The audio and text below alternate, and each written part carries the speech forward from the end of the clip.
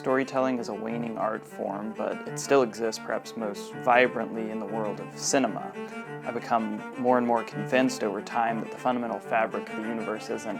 logic and science and cold, calculated fact, but rather story and soul and wonder at the great mystery of life and the beauty of it. And that's the aim of drama, to tell a story that makes us contemplate our place in the world. As I've studied film, I've learned this language of symbolism and allegory and imagery that artists use to convey a message, and it's really unlocked the language of ancient stories for me as well, like those in the Bible or the Bhagavad Gita or Gilgamesh, which is why I've decided to put together this cinema and sacred text class.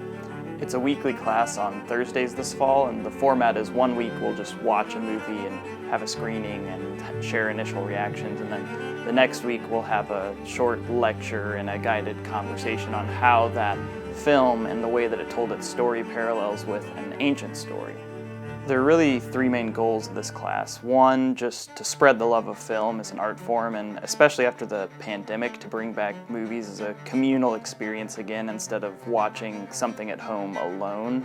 And two, to teach the language of story and symbolism and hopefully breathe some vibrance into old stories we may have heard when we were younger, but only through the lens of a dry, dead literalism. Because many of us grew up spending more time defending, say, a literal Adam and Eve than we did pondering what the story meant from a perspective of human experience and psychology.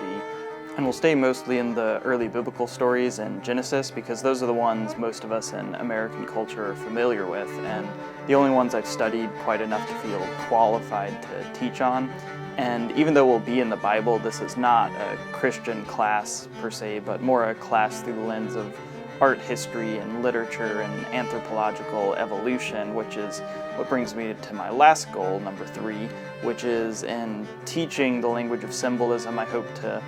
build a bridge of communication between predominant modern worldviews in the West of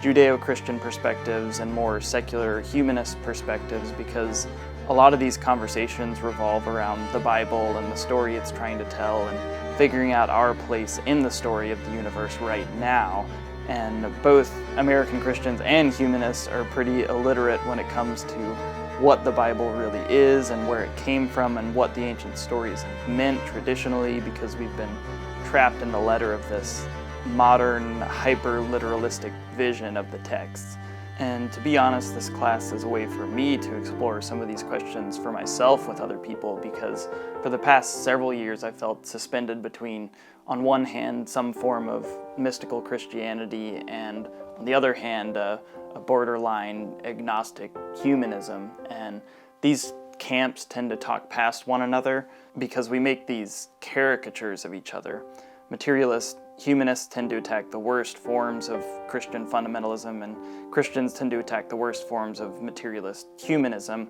And it seems like it'd make more sense to say, let's take the best of what all of us have to offer and try to make some sense out of it together. Because a lot of us are suffering from the fallout of feeling as though mainstream religion has failed us, while not finding much better solutions in the nihilistic and hedonistic Rick and Morty and party and pop star world that we live in now. So I can really think of no better medium to push this conversation forward than through drama and film and dialogue, learning about stories, about history, about symbolism, so that eventually we could maybe come closer together again as a society under a common story and a shared vision. So I hope that all made at least some sense, and I hope you'll consider joining us for this cinematic and sacred journey.